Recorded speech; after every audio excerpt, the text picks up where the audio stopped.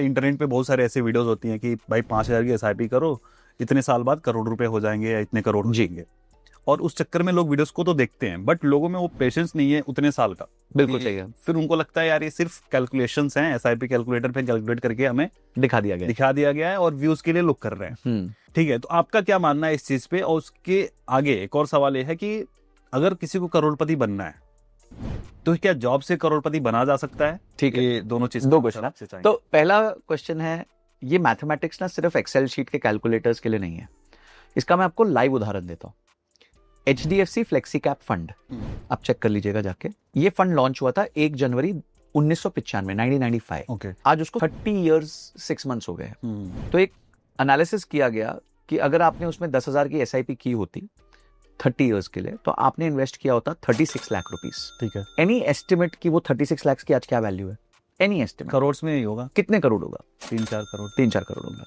Answer is 22 crore. Okay. आप भी नहीं सोच पाए एक बार के लिए तो 22 करोड़ हो सकता है। क्यों? क्योंकि लोग है ना कंपाउंडिंग के फॉर्मूले को समझते ही नहीं है। मैं आपसे एक सवाल पूछता हूं, 8 + 8 + 8 कितना होता है? 24। 8 × 8 × 8 कितना होता है? ज्यादा ही हो जाएगा।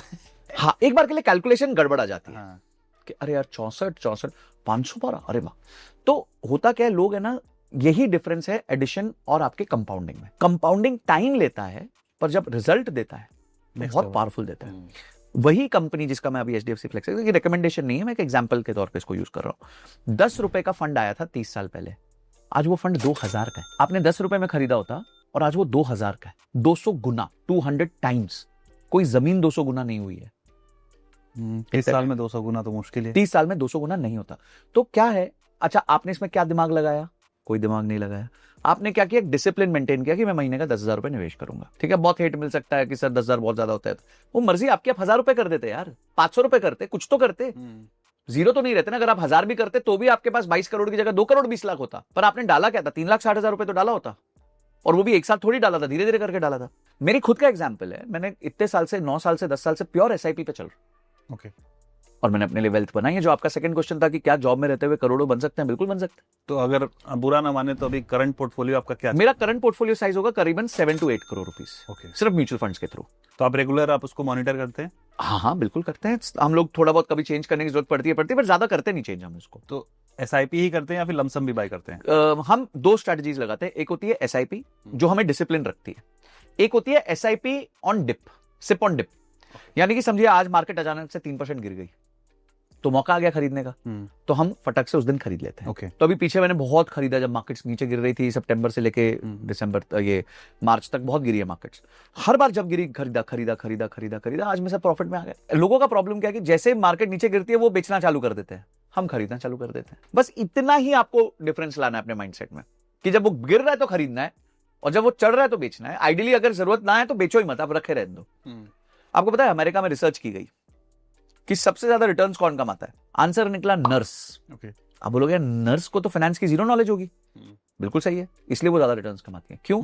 क्योंकि वो रात को काम करती थी, सुबह सो रही होती थी, तो उनको टाइम ही नहीं मिलता था स्टॉक मार्केट देखने का। तो उन्होंने कुछ खरीद लिया तो वो पड़ा है। अब पड़ा है तो 30 साल पड़ा है, 40 साल पड़ा है, वो अपने आप वैल्यू में बढ़ गया। कोई ऐसी अच्छी कंपनी बता दो जिसने पिछले 30-40 साल में आपको साल का 14-15% रिटर्न ना दिया हो। सबने दिया है, चाहे यूनिलीवर ले लो, चाहे रिलायंस ले लो, इन्फोसिस ले लो, TCS ले लो। हाँ, बीच में टाइम आते हैं जब वो छोड़ा ऊपर नीचे होता रहता है। तो इस ऊपर नीचे को आपको देखने की जरूरत ही नहीं है ना। यही तो मैं कह रहा हूं कि जहां निवेश की बात आ गई उसमें लोग एक्टिव हो रहे हैं। अरे हर मिनट, अच्छा इतना हो गया, क्यों भाई? क्यों देखने की जरूरत है आपको? जहां पैसिव होना है वहां पे एक्टिव हो जा रहे हैं, जहां एक्टिव होना है वहां पैसिव हो रहे हैं। क्या बात बोली आपने, क्या बात है। तो आपको एक्टिव में क्या है? आपको स्किल बिल्डिंग करनी है। आप इतना अच्छा सिखाते हैं, मैं आपके साथ अभी बैठा, वो कितनी चीजें मेरे को सीखने मिली। उम्र का कोई थोड़ी है कि आप मुझसे छोटे हैं या बड़े हैं। आप एक फील्ड में आपकी निपुणता है और उससे मैं कुछ सीख सकता हूं। तो सीखना तो आज दुनिया में आप बहुत इजीली सीख सकते हैं। कोबे ब्रायंट का एक स्टेटमेंट है, if you know what you want, the world becomes your library. यानी अगर आपको पता है आपको क्या चाहिए तो दुनिया आपकी लाइब्रेरी है। आज के दिन यूट्यूब है, इंस्टा है, बुक्स हैं, ChatGPT है, 10,000 तरीके हैं सीखने के। क्या चाहिए वो सीखो। और इसलिए मैं कह रहा हूं, फोमो, सोशल मीडिया से ज्यादा थोड़ा दूर रहो, एटलीस्ट फालतू कंटेंट से दूर रहो। उन दोस्तों से दूर रहो जो आपको ग्रो करने में मदद नहीं कर रहे। मैं बता रहा हूं, संगति जो है ना आपकी प्रगति या दुर्गति कर सकती है। Choice is yours. बराबर। राइट संगति आपकी प्रगति लेके आ सकती है और गलत संगति आपकी दुर्गति कर सकती है। तो आप ये सब छोड़िए और अपने आप से बात कीजिए, आपके लिए इंपॉर्टेंट क्या है। अपने आप को जानिए। मैं बहुत सारे लोगों से पूछता हूं व्हाट इज योर गोल, गोल ही नहीं पता, बिल्कुल नहीं पता। आपसे मैंने पूछा मैं आपका इस साल का गोल क्या, तो आपने बहुत क्लैरिटी से मेरे को बताया संजय सर ये करना है, करना है, इसलिए आप यहाँ हो। जिस आदमी को गोल ही नहीं पता वो तो फिर गोल गोल ही घूमेगा ना, राइट। तो उसके पास कोई जब गोल ही नहीं है, या फिर किसी को देख के ये एस्पिरेशंस आएंगे, तो वो तो रोज बदल सकता है ना। आज रोज सतीश बदल अच्छा लग सकता है, कल संजय अच्छा लग सकता है, परसों कोई और XYZ अच्छा लग सकता है। भाई गधा क्या होता है, आपने गधा पता है? गधे चल रहा है, अब उसको ऐसे करो उधर चला जाता है, ठीक है, और कोई आके ऐसे करता है वो उधर चला जाता है।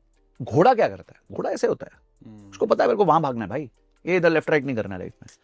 तो तुम गधे घोड़े लिख दो कमेंट बॉक्स में, बता दो। और देखो कोई भी चीज है ना गलत नहीं है, आज आपको आज तक नहीं पता था, ये आपकी गलती नहीं, पर आज के बाद भी अगर आप डिसीजन नहीं ले रहे फिर वो आपकी चॉइस है। अगर आप एक सही कंटेंट देखने के बाद या कुछ सीखने के बाद उसको इंप्लीमेंट नहीं करते तो वो आपकी चॉइस है, पीरियड। आप चूज कर रहे हो कि आपको वो नहीं करना, फिर आप रो मत कि मैं पैसे नहीं कमा पा रहा।